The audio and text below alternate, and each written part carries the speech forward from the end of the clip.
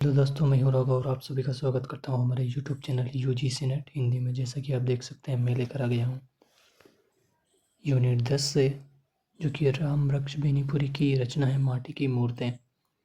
उसके ऊपर हम बात करेंगे और उसी में से जो प्रश्न पूछे जाएंगे वो भी हम देख लेंगे। ठीक है, तो थोड़ा सा हम इसका परिचय देख लेंगे।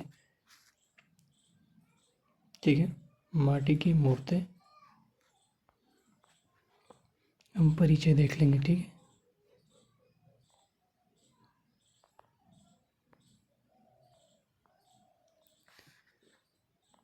परिचय। राम वृक्ष बेनीपुरी का जन्म जो है 23 दिसंबर 1899 ईस्वी में बिहार के मुजफ्फरपुर के बेनीपुरी गांव में हुआ था और उनकी मृत्यु 9 सितंबर 1868 ईस्वी में हुई थी।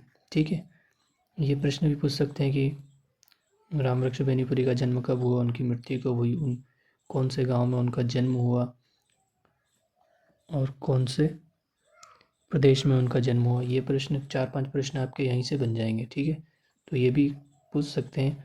अगला हम देख लेते हैं माटी की मूर्तें। यह संग्रह जो है यह रेखा चित्र संकलन है, रेखा चित्र संकलन का संग्रह है। ठीक है, ये भी पूछ सकते हैं कि माटी की मूर्तें कौन सा संकलन है, तो ये प्रश्न आपका एक और है। अगला हम देख लेते हैं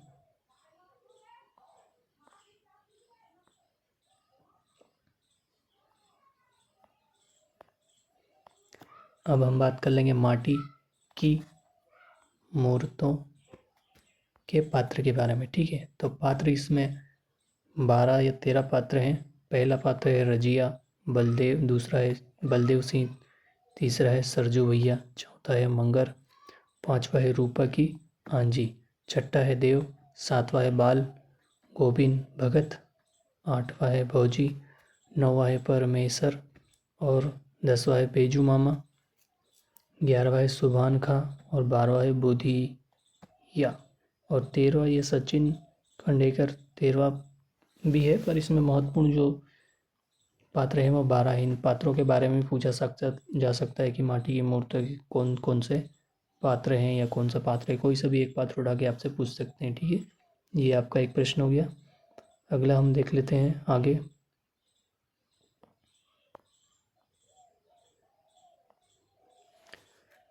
अब हम बात करेंगे माटी की मूर्तों के सारांश के बारे में। सारांश जो है बेनीपुरी जी ने कहा है कि मैं साफ कह दूं, ये कहानियाँ नहीं जीवनियाँ हैं। मतलब जो माटी की मूर्तें हैं उसमें जीवन का जो किस तरह से जीवन देखा जाता है उस प्रकार का माटी की मूर्तों के माध्यम से जीवन को जीवित किया गया है। इसमें यह गांव की एक परिचितों की आत्मीय चित्र है। मतलब गांव में जो लोगों द्वारा परिचित आत्मीय चित्रों का जो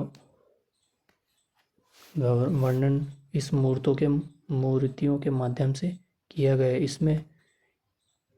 इसमें चित्र अनुभूतिमय, मतलब उन चित्रों के माध्यम से हम अनुभूति या कल्पना कर सकते हैं कि किस प्रकार से मूर्तियाँ सोचती है, किस प्रकार से विचार करती है। ठीक है, संबंधों की आत्मीयता, मतलब उनमें किस प्रकार के संबंध हो सकते हैं, दोस्ती के इस प्रकार के संबंध हो सकते हैं। संस्मरणों का माधुर्य और अत्यंत सजीव भाषा में सप्राण बनाया गया है। मतलब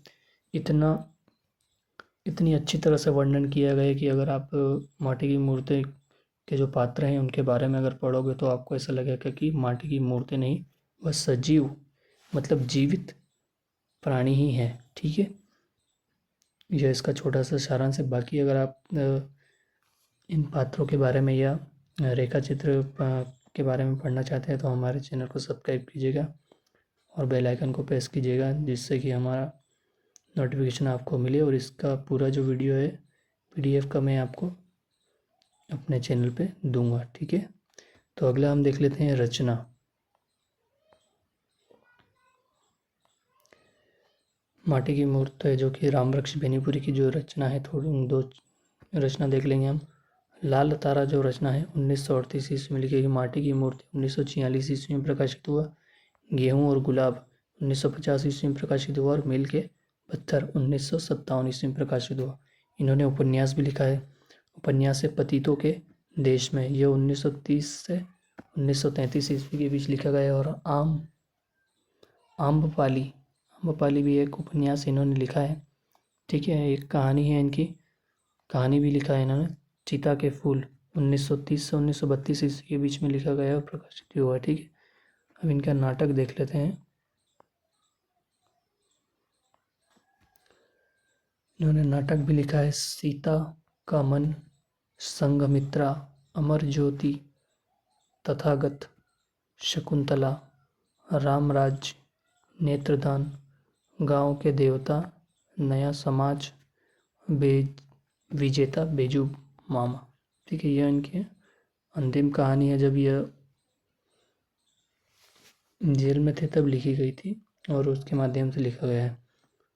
तो इसी तरह की वीडियो देखने के लिए हमारे चैनल को सब्सक्राइब कीजिए और बेल आइकन को प्रेस कीजिए, ताकि हमारा अगली वीडियो का नोटिफिकेशन आपको आपके मोबाइल पर मिलता रहे। धन्यवाद, नमस्कार।